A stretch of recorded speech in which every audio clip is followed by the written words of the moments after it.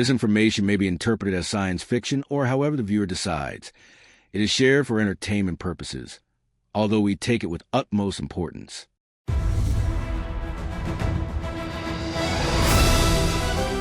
Class 13. Our minds matter. You are powerful.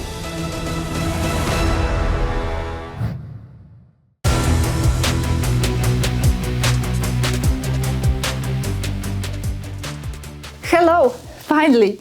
It's been a while. Sorry about that. I was busy with other assignments, but here I am, and with an important topic. One of the most important ones. Your mind, consciousness, and its creative manifestation power. Some would even say that topics like these are among most essential. Yes, it is crucial to be aware of the power of the mind in order to be able to apply it in your own individual life, but also because it relates to collective reality manifestation, as that is what the Cabal primarily uses to exploit humanity, directing our mass beliefs, desires, and perceptions towards realities they wish to generate. How about we take that power back? Let's tap into those inner resources and use them, command them for the positive outcomes we wish to create for a change.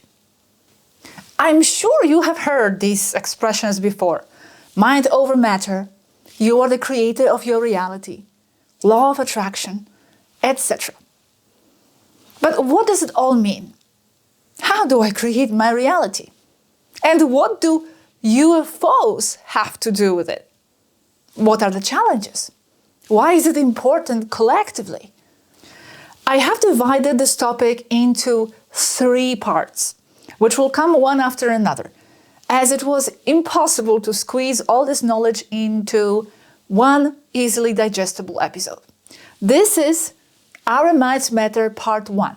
You are powerful. I have also divided the contributions from our community members, and they will be scattered across the series to reinforce the points being discussed. So let's dive right in, because I have a lot to go over. And try to stay until the end and through all 3 parts, as this is important.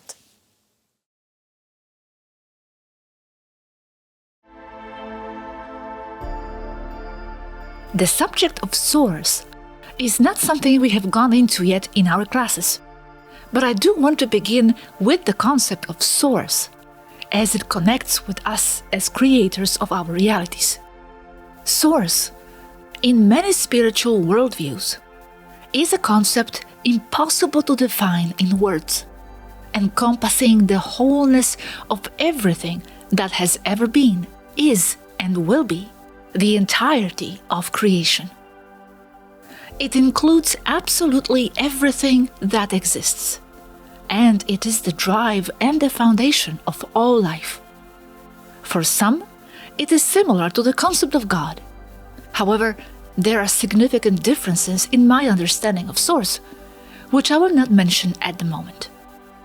What is important to understand for now is that each one of us is neither more nor less than a holographic fragment of that source. Holographic here meaning that in our essence, we are endowed with exactly the same attributes as the original source. Each of us with a consciousness is, in our own right, the original source. And this means that we have the same creative powers as the original source. The same creative powers. You heard that right. In class 5, we talked about the soul and how every one of us views reality through the lens of its own particular point of attention. We are all points of aware attention within the larger source, individualistic and unique, but also at the same time fully embodying the qualities of the source itself.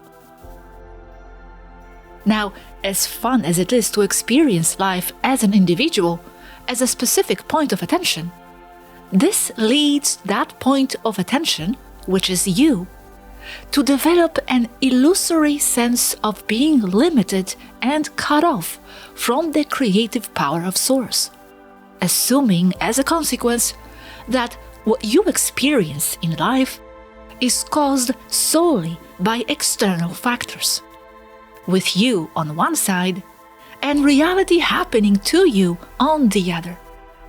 I'm sure most people out there feel this way about their lives.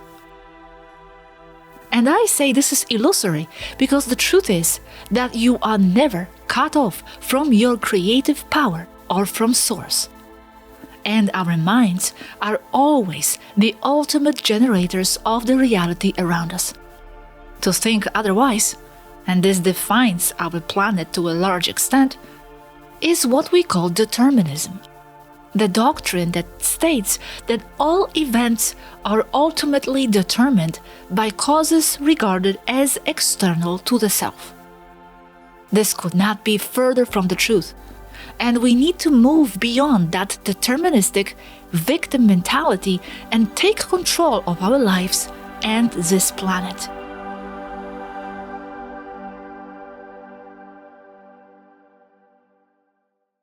I must admit, living in a physical reality, in a biological body, it is easy to fall into and remain in a deterministic and materialistic attitude, with terrestrial science additionally suggesting that all we are, all our ideas, are just the result of electrical and chemical processes inside a material brain, made of cells called neurons, that there is no interaction between consciousness and matter. Worse yet, that consciousness is the result of what goes on in our brain, that the mind is the product of matter. Let's try another approach, shall we? It is one that defines countless stellar cultures beyond Earth. And it is the opposite, that the only thing that actually exists is pure consciousness field itself, outside space and time. And no, not only is something that influences us here and there, like with placebo effects, etc. I'm talking about consciousness generating the entire reality. On Earth, it's said that matter somehow generates consciousness as an interaction in the brain among neurons, chemicals, and electrical impulses, and that you are only that. You turn the body off, and there is no consciousness. Here, outside Earth, we understand things to be the other way around. Here we acknowledge no matter as such. It is only a projection of consciousness. Here we understand that we are mind, and that matter is only your mind making things up, manifesting things and experiences. With this approach, it is consciousness that gives rise to material creation, the reality we live in, individually and collectively, and even to what goes on within our bodies, including the behavior of our genes, something similar to what earth science knows as epigenetics. The genes themselves are designed so that it is the consciousness of the body that turns them on, turns them off, reads some and not others, rewrites, or creates entirely new ones. So the real way, and the one that advanced races use, to modify the genes of another species, is to make the species itself modify its own genes, using its own creative consciousness. And this is achieved, in the case of Earth, with mind control. If you control the perception of consciousness, you control what it will manifest. You will control what it will create as a world, including its own body. This is the great why of mind control on Earth. I will now go into the mechanics of the exact process of how consciousness generates matter. It is too metaphysical and technical for now, and may not sound practical to many of you. We'll go into it as we advance, but let me show you one quote on the subject, as it explains the role of our mind and thoughts in the process of the manifestation of matter. It is relevant because it is how your entire reality comes to be. I have shortened it, but Do not worry if it still sounds a bit complex. I will try to simplify it afterwards.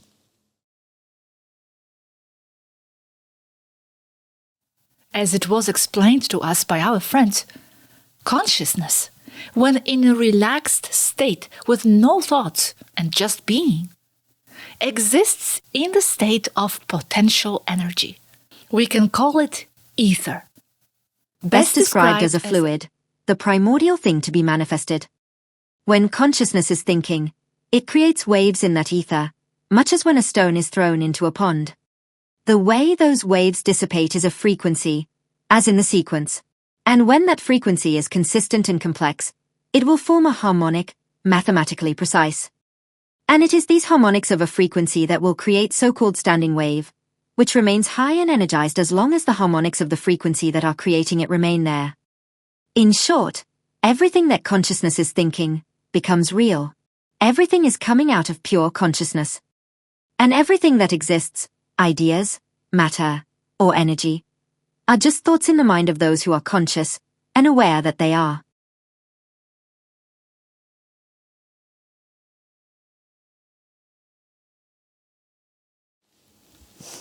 Oof, I know it's a bit deep, but hang on. Let me summarize it in a few words, according to how I understand it, and then we will move into more practical things to apply in your life. But I want you to understand at least a bit of it as a foundation. Okay, so we are immersed in something called the ether, a potential energy field. When still, it is like the ocean with no waves. Once the conscious being, you in this case, starts to generate thoughts, mental patterns, ideas, wishes, or beliefs, that ocean surface begins to create ripples. And they start to expand in a certain sequence, a frequency, depending on the strength and consistency of those thoughts. The harmonic of that frequency begins to create the so-called standing wave, a pattern of energetic vibration, and then notes. And this is the part where I myself get a bit lost, I will admit. It's physics, I have never been good at that. But in extreme summary though, solid matter is created from within the field of potential energy. One day, I might share more about this, as our friends have left entire essays on this topic, but let's focus on the core element for this class, which is that the emitter of those waves and nodes that in turn create matter is consciousness. It is you. Your mind, your senses, your thoughts, your feelings and emotions are those waves, and determine the frequency of the emission. You are the one animating it. Reality begins in mind, and it is your consciousness that brings probability into actuality. And if you were wondering how it is that we all collectively perceive some things as the same in our reality, well, that's because we are collectively creating those waves, based precisely on the collective perception agreements discussed in previous episodes. Some coming from the conscious level, but most from the unconscious one. And we will look at that in part 2 of this series. Okay, with that said, and more or less understood, let me emphasize the importance of imagination in the manifestation process. How many of you dismiss imagination as pure fantasy or wishful thinking? Raise your hand. Well, I would really like to see how many of you would. Well, stop. Imagination is one of the most important tools in the mechanics of creating what you wish to create.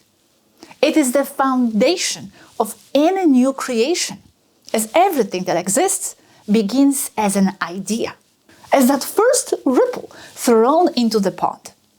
Then, whether it comes to life or not will depend on the strength of what you emit in order to sustain the previously described process. And imagination is one of the first steps. What is crucial here is the strength with which you are able to bring that imagination to life in your mind. You must invoke all your senses in the process. Okay, let's say you want to move to a tropical country. Can you smell the air of that place in your mind? Can you feel the breeze from the sea and hear the birds singing? Can you close your eyes and literally feel that you are there? Can you feel the emotions and the shift within as you imagine yourself walking the streets there? Imagining it all intensely, with absolute faith that it is happening. And sooner or later, you will be there. I will have more to say on this precise point a little further ahead. Susie from Spain talks about this as well. Well, I have been able to verify the power of the mind through a few examples, and I will share just one or two of them. During a meditation, I remember asking that whatever happened to me would be for my highest good, even if I did not understand it or did not like it at the time. The next day, my boss called me. She said, "Susie, I need to tell you something. We are closing the bar." Well, I was completely stunned. My surprise was enormous. The business was doing very well. It was ideal for me. I could not believe it, and I thought, is this what is best for me? Well, it was. It truly was. Because now I am in a much better job in every way. Then there are simpler things, such as, for example, I need a car to be more independent. Or I need a pair of pants. I really need a pair of pants. And within a few days, or even that same day, someone comes to you and says, "Here, I am giving you these pants, still with the tags on because I bought them and they do not fit me. You can have them." So, the key to making the most of the power of your mind is to focus. Place your attention on it or ask for it. Imagine or visualize what you want and set a clear intention. Make it real.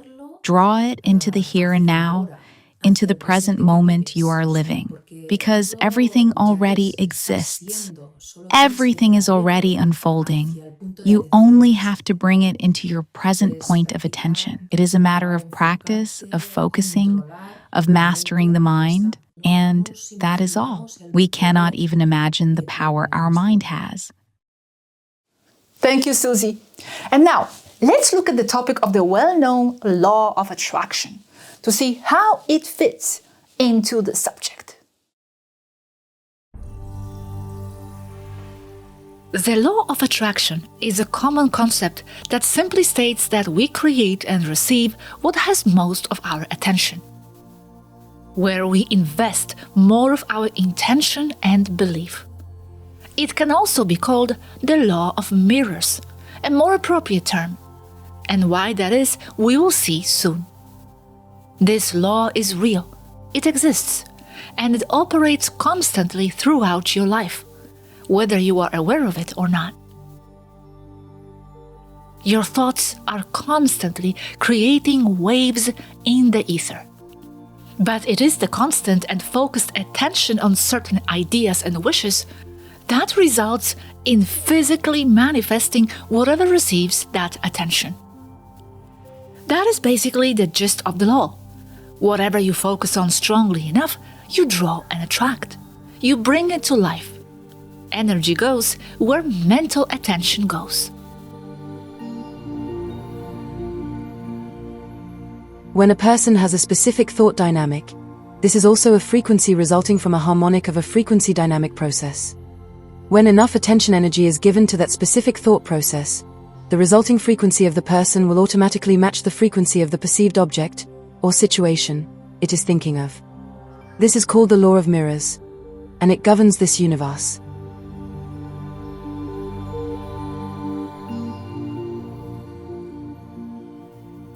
Matching frequencies. Okay. We talked about how a strong, sustained thought creates crests and nodes in the ether, creating matter. And now we have an added element with which to understand the power of our mind. And that is through the concept of matching frequencies between whatever we are visualizing either through imagination or focused attention, and the frequency of that same thing emerging in front of us as manifestation. In our minds, where all reality is truly projected from, the frequencies of both have fused, attracted, and reflected back on each other, collapsing into a tangible reality that we then perceive as an external object or situation. We literally print it, so to speak, from the potential energy field, with our own mind and the creative energy of Source that we are. Equal frequencies attract each other because they are one and the same, so the thought frequency equals the thing or the situation in the individual's mind, and this equals the perceived external object and/or situation, because there are no external objects or situations as such, as they are all inside the same potential energy field, a soup of frequency harmonics, as the very same thought patterns of the individual, and collective awareness individuals creating it all. Thought is the object, and thought is the situation, no difference. There is no external to you world. You are the one who has it all in your mind. You are making it all, both collectively and individually. The external world is a reflection of your inner world, and the only way to change your external world is to change your internal world first. In other words, whatever holds our attention and whatever we truly focus on, be it in a personal or collective manner, will come to be and will manifest even outside the understanding of science. It is one of the primordial laws of the universe. The negative groups governing this planet know this, and that is why, among other reasons, they dedicate so much effort to managing society, creating fear and drawing people's attention to negative events and problems, as fear is a highly compressed form of attention. This is a very sophisticated mind control program to keep our creative energy focused on the negative. Because if a person is immersed in problems and suffering, then, under that same law of attraction, they will only receive more of the same, falling into self-perpetuating loops of limitation, isolation, confusion, and pain. Something the controllers behind the scenes thrive on generating for our race. Control what society perceives and believes as a collective, and you control what it manifests for itself. How else would they want us to be in order to control us? An awakened society, aware of its potential and creative power, engineers of their own reality, free, happy, and focused on what is positive and pure, is a threat to the governing elites behind the scenes. You are literally creating your own reality based on what you have your attention on. It is the basic operation of the law of attraction, and all people are subject to this law, whether they like it or not, agree with it or not, or understand it or not. It is like gravity on a planet. It is simply there, and you live under its influence. So, by knowing how the universe works, reality can be altered and managed, and this is where mind control comes in. And that is why the previously mentioned determinism, so prevalent on Earth, is such a dangerous concept and one of the Cabal's tools to control society even more. Because if people think they are victims of external circumstances and not in control, the matrix they are living in, under the law of attraction or mirrors, will give them precisely that, the illusion of being a victim, making them much more manipulable as a result. For most of my life, I believed that reality was something that happened to me, that the world existed and I had very little to say in this. But after reaching a breaking point, I found myself in a place where I had nowhere to turn but inwards, and through deep reflection, I started to notice a pattern. All of my thoughts were reflected in the world around me. Those destructive ideas, limiting beliefs, the stories that I had created about myself, They were altering my perception. I began to see that there was a direct correlation between what I was thinking and what I experienced. So, I started with small things, small changes, loving myself, understanding that I was worthy of good things, thinking kinder of people, and noticing that everyone was just more of me. I stopped the negative narrative I had in my head, and very soon changes began to occur. I realised that my mind was not just observing my world, it was creating it. So, when my inner world was chaotic, my outer world reflected that chaos back onto me. But when I began to find stillness, when I began to be a little bit more calm inside, my outer world began to soften, it began to change, and I slowly began to realise the power of my mind. I began to look at everything differently. So-called accidents, losing my keys, a difficult conversation that seemed to come from nowhere. I stopped seeing these things as random events, and I started asking myself, what was I imagining? What was going on in my mind when these events happened? What had I been thinking beforehand? And when I allowed myself to be completely honest, every single time I could see the connection, I was a frequency match to those events. So the most powerful realizations I have had is this: the mind is not a passive observer of reality. It is an active participant in building it. Now the question becomes, how do we harness this? Because the mind is powerful, whether we are conscious of it or not. It is always transmitting. It is always creating. The only difference between someone who feels controlled by life and someone who understands their creative power is awareness. So when you become an observer of your thoughts, you step into the role of conscious creator. You can start by asking yourself this: is this thought building the world I want to live in? And if not, just gently redirect it. This is not about forcing or controlling anything. It's about retuning. It's about adjusting the dial on the radio until the signal is in line with what you want to see in the world. You're not a passenger in your life, you are the creator of it. And the most beautiful thing is, you always have been, and you always will be. Thank you, Priya. So, my friends, how about we all snap out of it for once? We are far more than that.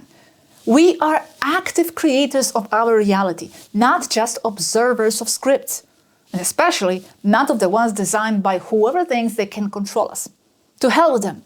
Let's learn to manage our reality ourselves.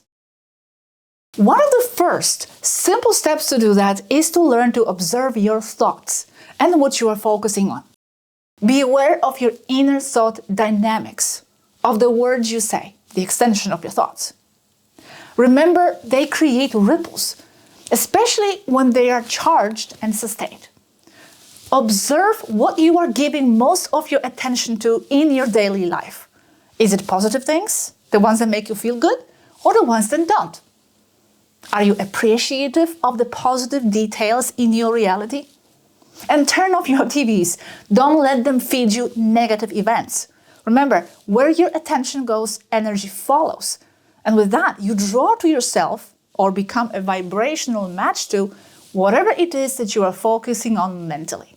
That mental focus is not empty, it creates, literally, even if you don't understand the science behind it.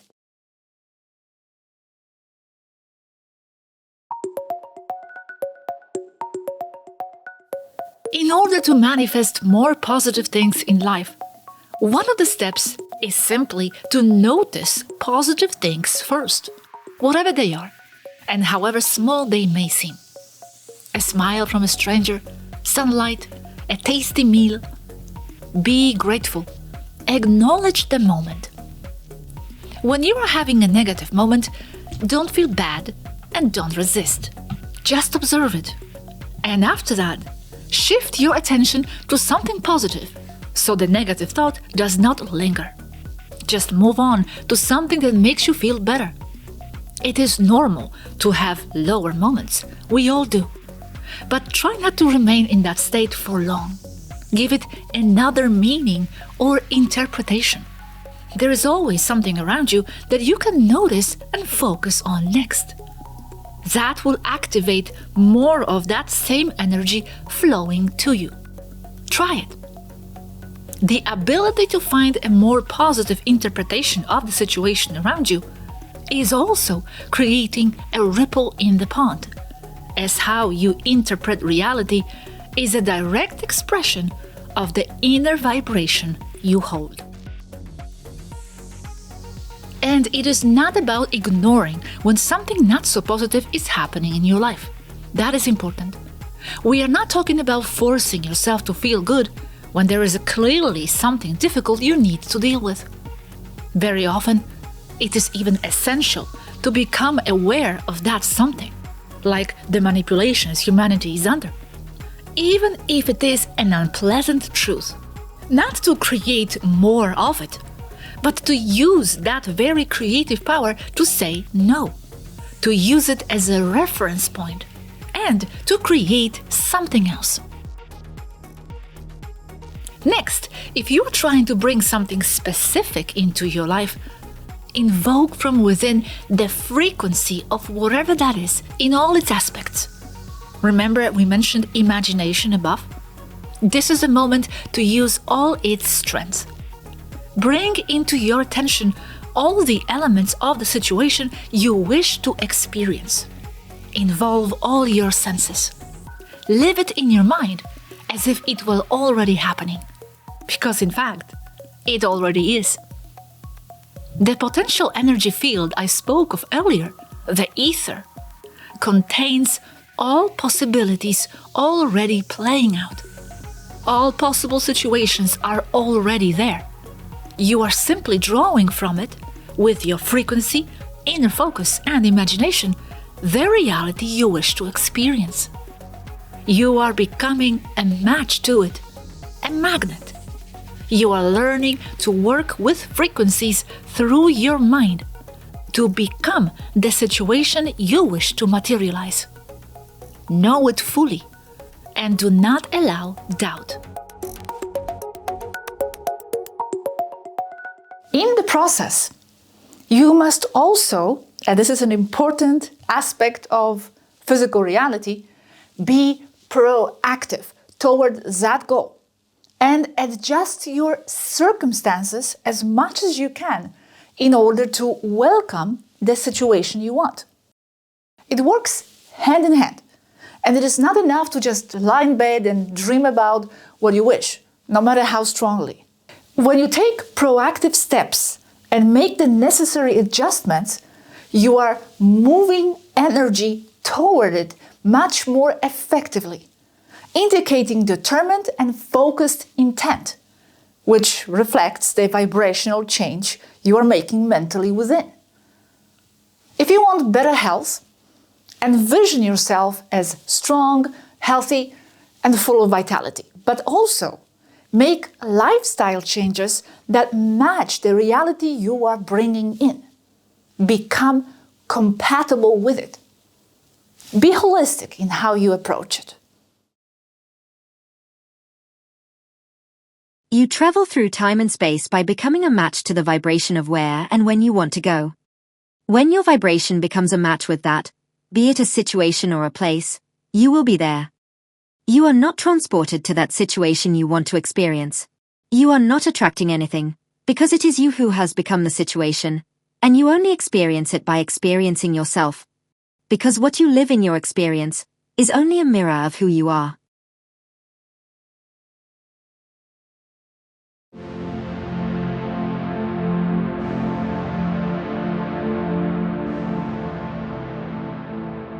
Now, you might be very surprised to find out, and we will go into this in more detail in future videos about star navigation, that the spaceships many extraterrestrial races use when traveling through so-called hyperspace, or at warp speed, operate in exactly the same way as our bodies and minds do.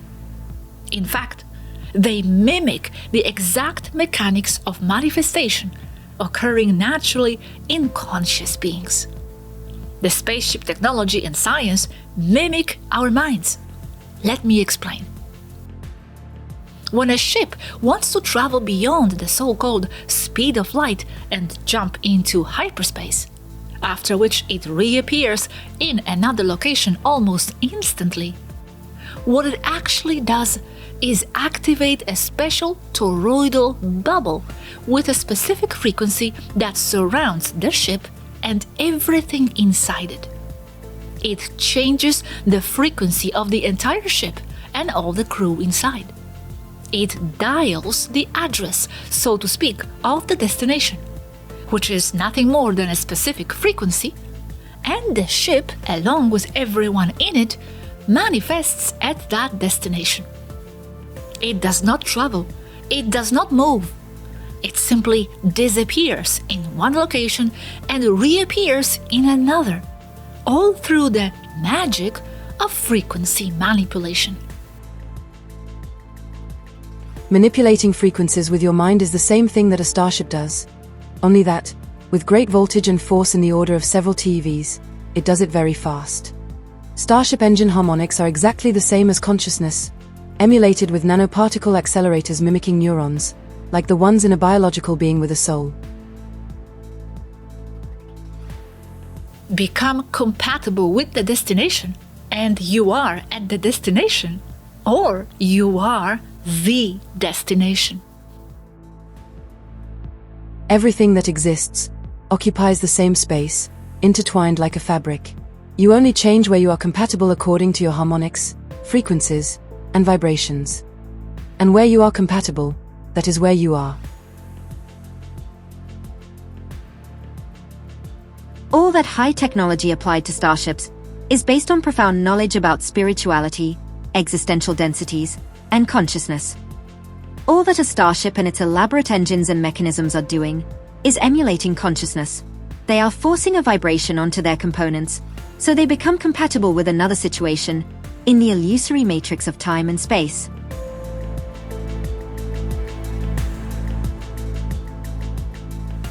So, how is this similar to how our minds work?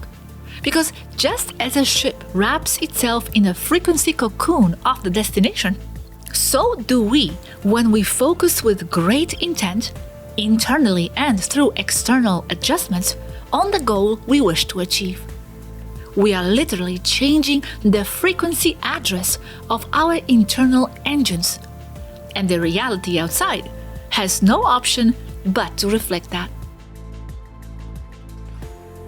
The universe, all that has ever existed, exists, and will exist, is a creation of consciousness. A nuts and bolts starship is simply another way to manipulate reality for an experience. You don't ultimately need a starship. You already have one, your body, as they both work in exactly the same way. Manage the frequency and the vibration of your body with your mind, with your thoughts, which are vibrations, and you will become compatible with whatever you are matched with.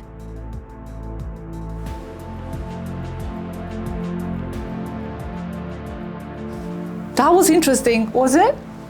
Who would have thought that there is such a close connection between how starships, what many call UFOs, work, and our minds? And they don't travel, they simply manifest at the destination, dematerialize, and rematerialize. Amazing, right? With our minds, though, you might say, well, it doesn't work that fast. That there seems to be effort involved. Or sometimes what you desire doesn't manifest at all. And you are not wrong. Manifestation does not always seem easy. We cannot be naive here and think that, well, as long as we think happy thoughts and focus on that big yacht we want, it will simply float into our lives. If that were the case, we would all be living our dreams and life would be effortless. So, at this point, in order to understand the power of our minds even more, we must go deeper and consider what else is actually playing a role in the reality creating process. And there is more.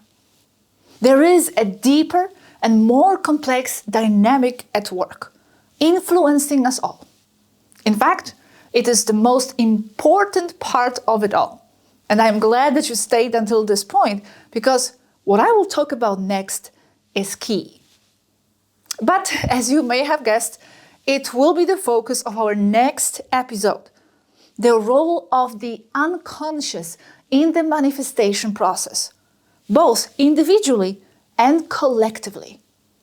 And you will not want to miss it, because If you have ever wondered why all this law of attraction is not working for you, many of the answers will be found there. And before we end, I want you to hear from Shariva as she shares her experience and understanding of this topic. I did an experiment that I read about in one of Masaru Emoto's books called the cloud busting experiment. I have a video I'm going to share with you. Last summer, I set up my camera.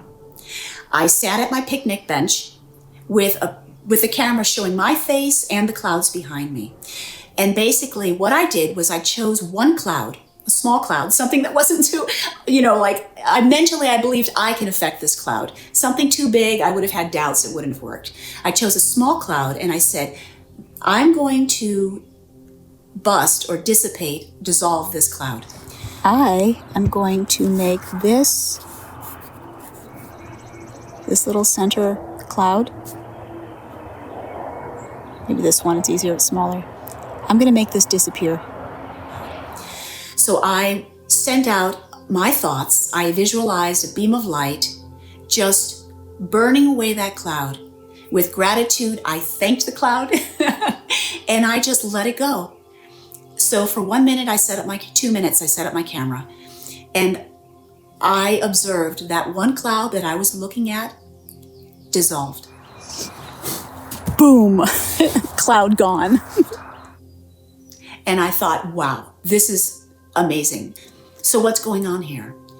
Obviously, there's my mind and there's the cloud and I'm physically affecting reality. But what's the mechanism at play? I think that's where we're leaving the realm of woo-woo, sort of vague spiritual magic and entering physics and understanding that there's a lot going on in the unseen world. And we are now just sort of starting to understand the mechanics. And the mechanics really come down to our mind, that we are creating our reality. And that's a perfect example of almost the magical component to that. But I have a very practical example of that as well. I wanted my own aerial studio because I'm an aerialist, and when COVID happened, I wasn't able to train, and it was very frustrating. So we were in a position where we did not have a garage. And I thought, well, why not just make it a little taller and put a big beam in it so I could hang my apparatus? So I did the research. How do I find a builder that can build the type of structure I need? What kind of structure do I need? I took a course on safely rigging aerial apparatus. I spoke to an engineer who told me what to ask for. I was told what website to find the builder. So it's like I did all my research. I had a vision. I said, how will I accomplish this vision? I took the funds I had available. I was able to build a garage. So it's like step by step by step, I made it happen. And a year and a half later, I have my own personal aerial studio, which is amazing. But it's not, because it didn't just happen through magic. It happened because I took concrete actions, but all of those actions originated with an idea. Everything in the material world around us originates as a thought first.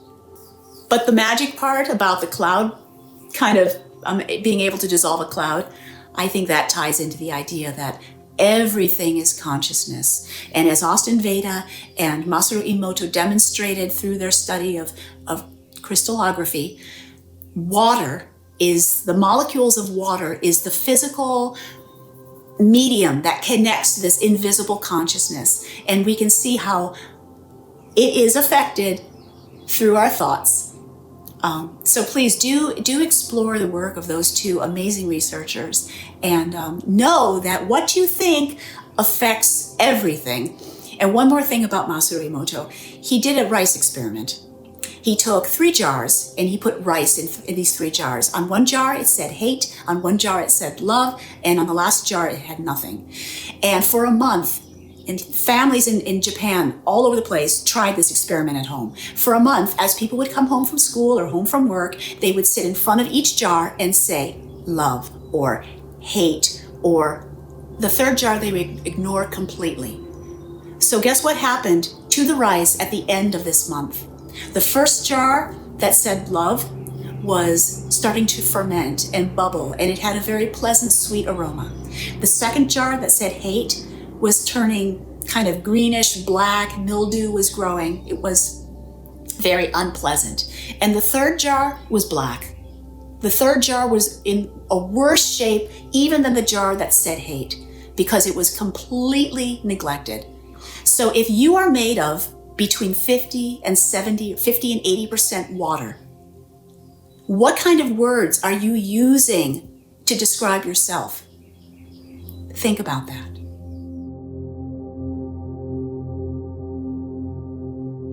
Thank you, Shariva. That's interesting about the cloud. You can actually try experiments like that too. It's important to practice so you can see how it all actually works and observe it for yourselves. Thanks. And thank yourself for staying with me until this point. I will see you here again very soon, very, very, very soon. Until then.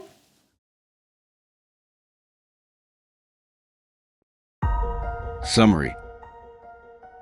We are all holographic fragments of Source, the absolute creative force behind it all, and we contain within ourselves all the creative qualities of that Source. We are not living in a deterministic reality, where external events happen with no relation to what goes on in our minds. Consciousness affects reality as a whole. It influences our genes, matter, and in fact, it is what creates matter in the first place. Whatever we emit, think, feel, and project creates waves of ether, the potential energy field. And the more sustained they are, the more they create. You are the emitter of your reality. Imagination is a crucial part of the manifestation process. Everything starts as an idea.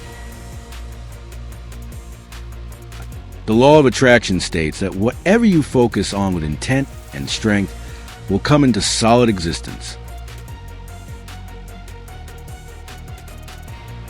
You manifest because what you create in your mind forms a matching frequency with the object or situation you visualize. They are one and the same. One of the steps to bring more positive things into your life is to first notice and appreciate the positive elements already there.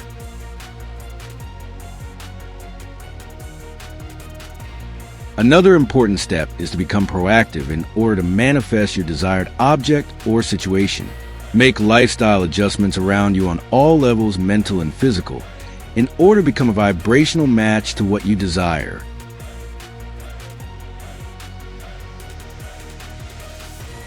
Starships, when traveling through so-called hyperspace, materialize and dematerialize according to the same principles. They mimic our minds and apply frequency manipulation.